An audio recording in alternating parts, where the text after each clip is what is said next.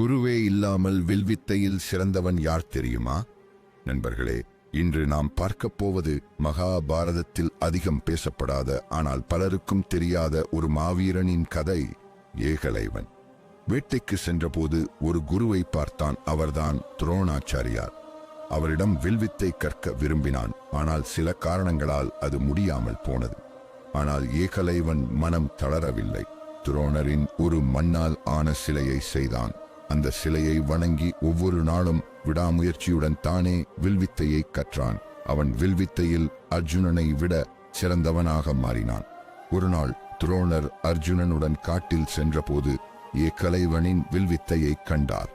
தனது சிறந்த மாணவனான அர்ஜுனனை விட ஏகலைவன் சிறந்தவனாக இருப்பதை அவருக்கு தாங்க முடியவில்லை. அதனால் ஏகலைவனிடம் குருதட்சணையாக அவன் வலது கை கட்டை விரலை கேட்டார். வருத்தப்பட்டாலும் தயங்காமல் தனது கட்டை விரலை வெட்டி குருவுக்கு கொடுத்தான் ஏகலைவன்.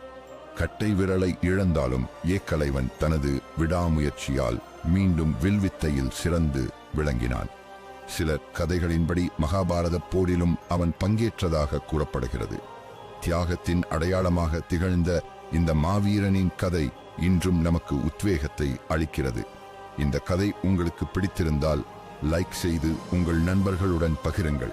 இது போன்ற மேலும் பல சுவாரஸ்யமான கதைகளை கேட்க எங்களுடன் இணைந்திருங்கள்.